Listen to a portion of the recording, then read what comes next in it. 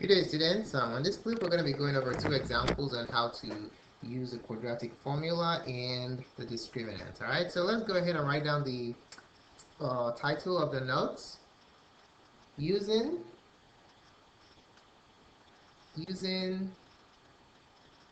the quadratic formula, the quadratic formula and the discriminant. Okay. All right. Now, we're gonna write down the instructions for the two examples we're going to work on, and then we'll use them to do the examples. All right. Okay. So we'll write down the heading using the quadratic formula and the discriminant. These are the instructions that we're going to be using for the two examples.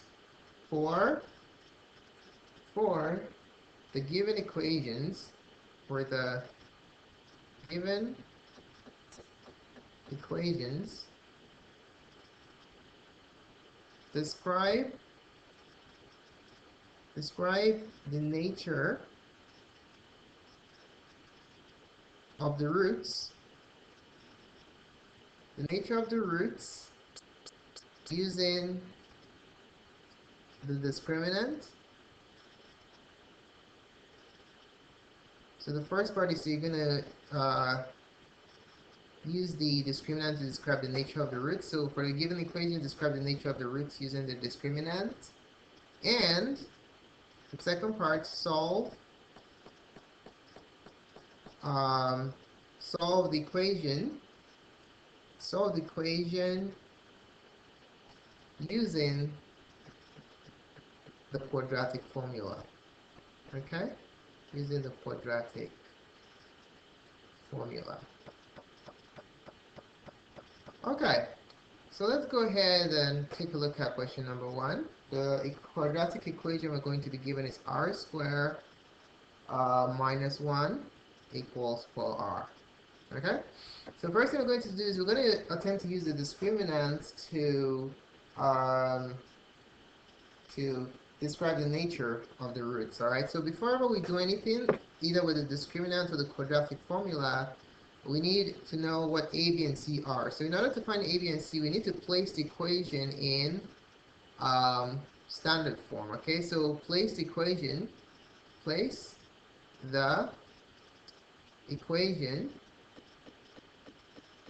in standard form for quadratics. Okay, standard form. All right, standard form is just a fancy way of saying set everything equal to 0 and make sure the powers are in decreasing order. Okay, so set everything to 0. You have ax squared plus bx plus c, and notice that the powers are in decreasing order. Square, this is the first one is degree 2, this is degree 1, and this is degree 0 for the x variable. Okay, so set it equal to 0 and then put the powers in descending order. If you can put the equation in that form, then you have it in standard form. It's easy to determine what a, b, and c are. All right. Okay. So how do we put this in standard form? Let's rewrite the equation. We have r squared minus 1 equals 4r. So what I'm going to do is I need it equal to 0. So I'm going to subtract 4r from both sides. Subtract 4r and subtract 4r. That yields r squared minus 4r minus 1 equals 0. Notice I put minus 4r before 1, okay, because this is of degree 1 and this is of degree 0, and the degrees have to be in descending order in standard form. Okay, so the r comes first and then this one comes last. All right. Now we have it in standard form, so we can now determine what a, b, and c are. So based on this formulation, I know that a is the coefficient of the first term, which is 1. If there's nothing in front, you can just put 1 there since it's a multiplicative identity. So a is 1. B is the coefficient of the middle term, which is negative 4. And then c is the last term, negative 1. All right, so there goes your a, b, and c. Now let's find the discriminant. So The formula for the discriminant is a portion of the quadratic formula, right? The portion of the quadratic formula that's under the square root, that's the discriminant. So that's basically b squared minus 4ac. All right. So let's apply this formula to this. Apply these values to this expression, and then we're going to analyze it. All right. So for b squared, I'm going to put negative 4 squared minus 4 times a is 1, and then c is negative 1. Okay, let's simplify this expression and see what we get. Negative 4 squared is 16. Minus, if you multiply all this together, you're going to have minus times the minus is plus 4, which equals 20. Okay? And also notice that 20 is not a perfect square. Alright? Is this a perfect square? No. So let's just put a side note here. Not a square. 20 is not a square. Alright, so now the discriminant is bigger than 0 and is not a square. So b squared minus 4ac, which is the discriminant, is greater than 0 and not a square. So if it's greater than 0, that tells you automatically that you have two distinct real roots. Okay, so the discriminant is positive, you have two distinct real roots. You don't have imaginary here because you're rooting a positive number, okay? Two distinct real roots. But what kind of real numbers are these? Are they rational or irrational? If this were a square, this would be rational. Since it's not a square, these two distinct real roots are going to be irrational. So two distinct real roots that are irrational. Okay, they're going to have some kind of square root, because when you take the square root of 20, you don't have a nice number. You're going to have a square root. You're going to have a radical expression with it. Okay, so we have two distinct real roots that are irrational. This is what we're going to be expecting for our solution. All right, so based on the information from the discriminant, this is the conclusion that we can have about what our solution is going to be. Okay, so our solution has to agree with this prediction that we have made right here. Okay? Okay, now, we're done with the first part. Now we're going to advance to the second part, which is to actually solve. Alright, so we're going to solve using the quadratic formula. So to solve. So to solve, let's first of all write down the quadratic formula so we don't make mistakes. We have x equals negative b plus or minus the square root of square root of b squared minus 4ac, and then the whole expression divided by 2a. Okay, so that goes your quadratic formula. So we already know what a, b, and c are up here, so all we just do is we're just going to substitute this three values into our equation, and then we're going to solve. Okay, so we're going to have x equals negative, parenthesis negative 4. Notice how I use a parenthesis for my substitution here, so you don't make mistakes with the signs. Okay, and then b squared is going to be negative 4 squared minus 4a is 1, and then c is negative 1. Okay, extend that a little bit. Okay, so that's the consequence of substituting a, b, and c in the numerator of my quadratic formula. For the denominator, we're just going to multiply 2 times a, which is 2 times 1. Alright? Okay, now we're going to use our order of operations to simplify this first. So let's go ahead and do this. Minus times minus, this we can resolve here by multiplying the signs. That gives you 4. 4 plus or minus. Now we have to evaluate what's under this radical before we can take the root of the whole number. Negative 4 squared is 16. Minus times minus is plus. Plus is 4. Okay? And then the denominator is just 2 times 1, which is 2. Okay, that becomes equals 4 plus or minus root 20 over 2. Does this look familiar? This 20 right here? Absolutely. This is the value of the discriminant that we got earlier before. Okay, so there it is showing up again. So yeah, there you have it. Okay, now let's simplify this radical, I'm going to do it on the side over here. Let me make a partition so we don't get confused. I want to reduce root 20 if possible, okay? So square root of 20, I'm going to take out the prime factors, okay? Only prime factors I will extract from root 20. So we have root 20. What can I take out? Take out 2, you're left with 10. Take out another 2, and then you're left with 5. Now these two 2's repeat, so I can extract them as a pair. They come out as 1, which is 2, and then this 5 stays behind because it's by itself, alright? So root 20 in radical form is 2 root 5. Okay? Alright, so let's plug that in here. We're going to have x equals 4 plus or minus. Instead of root 20, we're going to put it in the simplified radical form, which is 2 root 5 divided by 2. Now watch what I'm going to do here. I'm going to divide this into two separate fractions, okay? Since they have the same common denominator, I can break them into two fractions. I'll have 4 over 2 plus or minus 2 root 5 over 2. Remember, when you're adding fractions, the denominators, if the denominators are the same, they can be combined. I'm reversing that procedure to break them apart because they have the same common denominator. Alright? Okay, so we can now divide them independently. So that yields 4 divided by 2 is 2. 2 plus or minus. And then these two 2's divide. 2 goes here once, and 2 goes there once. You have root 5. Alright, so if I want to split up my answers and write them as independent roots, my roots are going to be 2 minus root 5 and 2 plus root 5. You can see that these two numbers are real and they are irrational. Okay, how do I know that they're real? They have no i's in them. Okay, and how do I know that they're irrational? Because of the square roots that they have on there. Okay, so there goes the answer to the first question. This is the solution to the quadratic equation. Alright, let's move on to question number 2. We're going to do the same procedure. Use the discriminant to describe the roots, and then use the quadratic formula to solve it. Alright, so let's try the quadratic equation. 3x squared minus 4x equals 4. Alright, so first thing we want to do is find the discriminant, but before ever we start doing anything, we need to place the equation,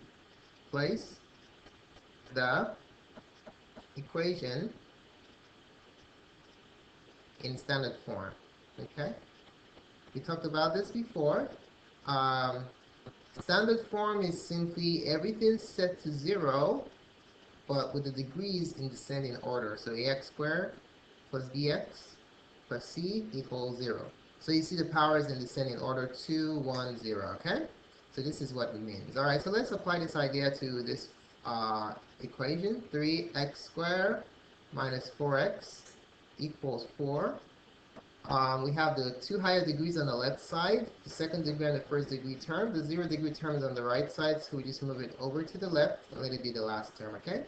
So since this is positive, we simply subtract 4 from both sides, and that yields 3x squared minus 4x minus 4 equals 0. Alright? Okay, so in this formulation, we can easily determine what a, b, and c are. So a is basically 3, b is negative 4, and c is negative 4. Okay? Alright, now that we have everything, let's go ahead and solve this problem. Alright, I'm going to make a slight change to this problem so that the answers come out exactly how I want. So how about we just make this minus 4, make this a negative 4, and then I have to add 4 to both sides. So this is going to become positive. Okay, and then this last c is going to become positive. Sorry about that. I kind of wrote the problem incorrectly, so there you have it. So it's supposed to be 3x squared minus 4x equals negative 4. Okay, so to put it in standard form, I added 4 so that these two add up to 0. And then you have minus 4x plus 4 here.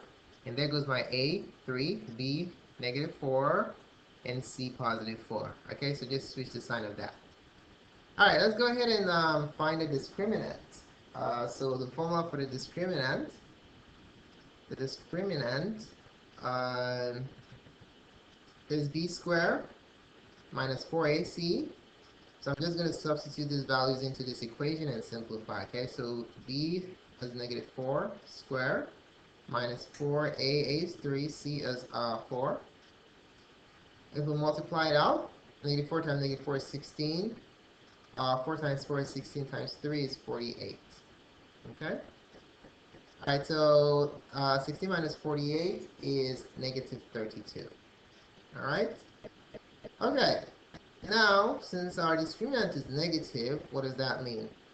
B squared minus 4ac is less than 0. So we're going to be taking the square root of a negative number.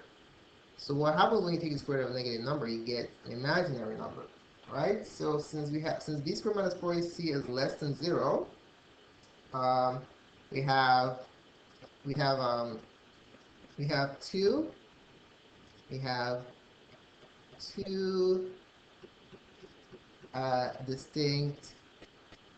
distinct imaginary roots. Okay, imaginary roots.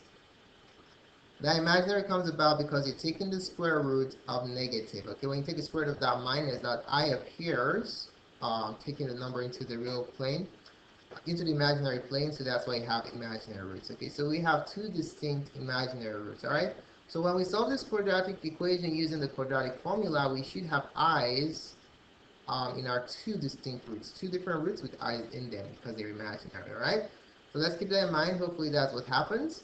Okay, so let's go ahead and solve this problem now using the quadratic formula. All right, so now we're going to attempt to solve. All right, so to solve, we're going to use the quadratic formula. X equals negative b plus or minus the square root of b squared minus 4ac, the whole thing divided by 2a. All right, okay. Now let's do this. We already know what a, b, and c are, so I'm just going to substitute them in here and use my order of operations to simplify the resulting right-hand expression. All right, so negative b is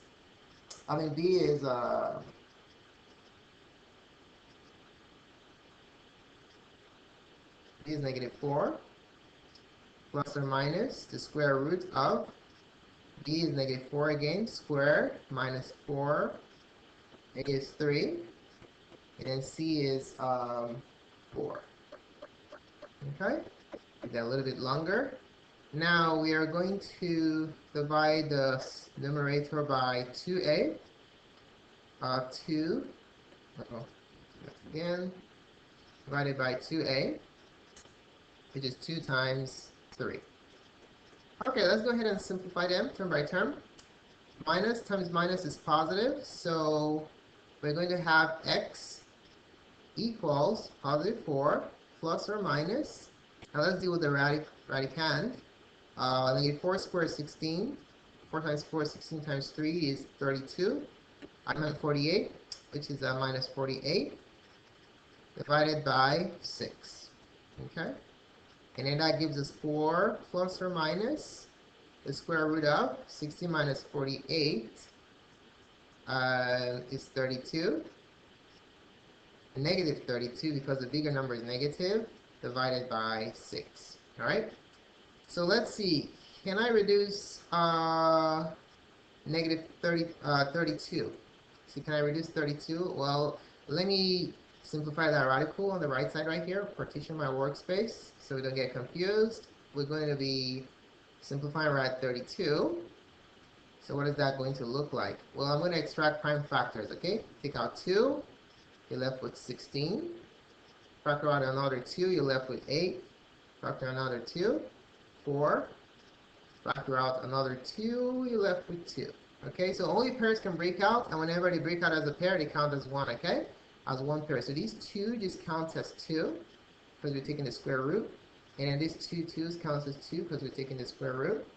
And then that other 2 right there just stays on its own, alright? Stays under the roots, because it doesn't have a partner to break out with. So, on the outside, we're going to have 2 times 2, which is basically these 2 right here. And then on the square, as a radicand, we just have these 2 that have no partner to break out with over there, okay? So that makes root 32 become 4 root 2 as a simplified form. Okay? So let's plug in that value back into our expression. So we're going to have 4 plus or minus.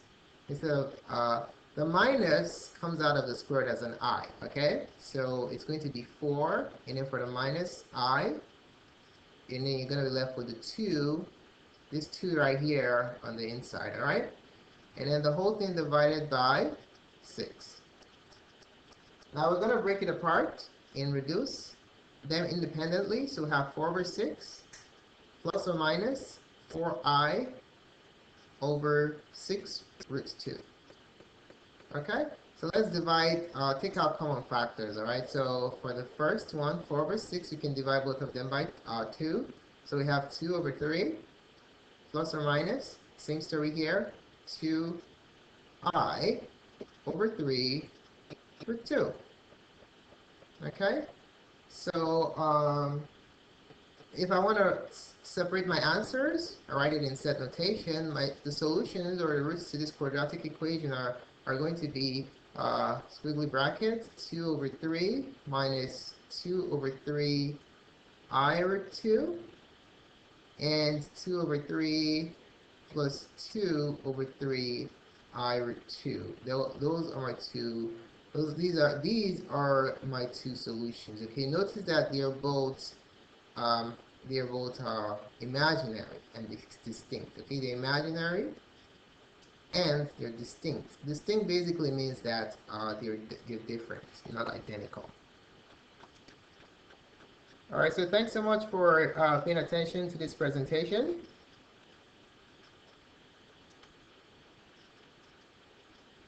Again, please feel free to subscribe to my channels here for future videos, and you can share these videos with your friends via your social networking sites such as Facebook or Twitter. And you can also request videos. If you want immediate help with math, I'll be glad to help you out. Collection of videos can be found on mathgotserved.com. Thanks again, and have a wonderful day.